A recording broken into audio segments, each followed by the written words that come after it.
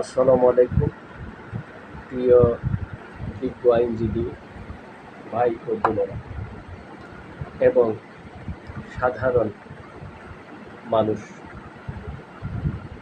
প্রিএমশন আইনের কোর্ট ফি কোন আইনে কত, এটা নিয়ে বিজ্ঞ আদালতে যখন একজন বিজ্ঞ আইনজীবী মামলা ফাইলিং করতে যায়, তখন বেশিরভাগ ক্ষেত্রে বিশেষ করে মুসলিম আইনের কোর্ট ফি কত, এইটা নিয়ে একটা কনফিউজ সৃষ্টি হয়।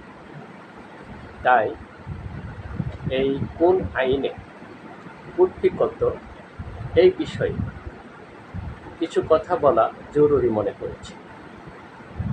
বিজ্ঞ আইনজীবী ভাইদের এবং বোন ও আপাদের এই আলোচনাটা বিশেষ উপকারে আসবে বলে আমার দৃঢ় বিশ্বাস। তো মুসলিম আইনে কোর্ট ফি হচ্ছে এক ভ্যালোরেম কোর্ট ফি।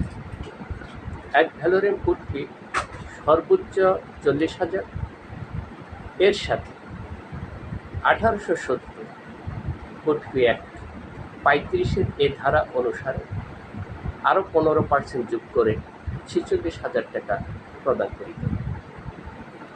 কোনো বিজ্ঞ আইনজীবী ভাইয়েরা মুসলিম আইনে 300 টাকা কোর্ট ফি দাখিল করিতে হবে, এইরকম ভ্রান্ত ধারণা অনেকেই পোষণ করেন, ইহা সঠিক নয়।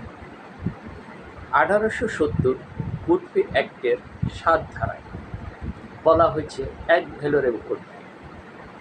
এরপরে দুইটা আইনের বর্ণনা করা হয়েছে, 1949 এর 24 ধারা এবং 1950 এর 96 ধারা। এর কোর্ট ফি 300 টাকা উল্লেখ করা হয়েছে।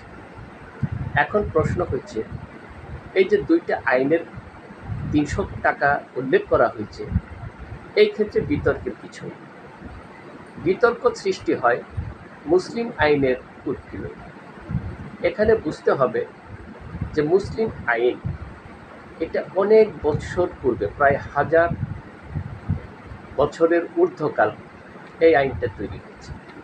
মুসলিম আইনে যে প্রিএমশন, এই সম্পর্কে বুখারী শরীফের হাদিসে বর্ণনা আছে, মুসলিম শরীফে আছে, নাসাই শরীফে আছে, দাউদ শরীফে আছে।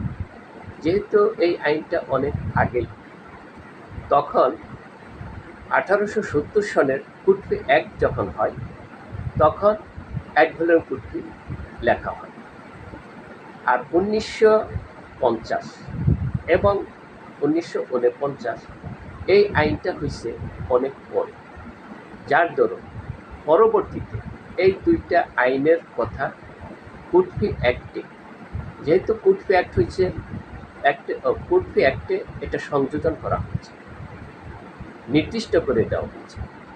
যেহেতু অনেক আগেই এই আইনটা তৈরি হয়েছিল মুসলিম ল, যার দরুন এক ভ্যালোরেম কোর্ট ফি এটা মুসলিম লর ফাইলিংয়ের ক্ষেত্রে প্রযোজ্য হয়ে থাকে।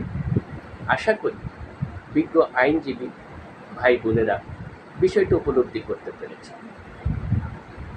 আজকের মতো আলোচনা এখানেই শেষ। আগত আপনাদের ভবিষ্যৎ উজ্জ্বল, শুভমঙ্গল ও কুশল কামনাতে বিদায় নিচ্ছি। আল্লাহ হাফেজ।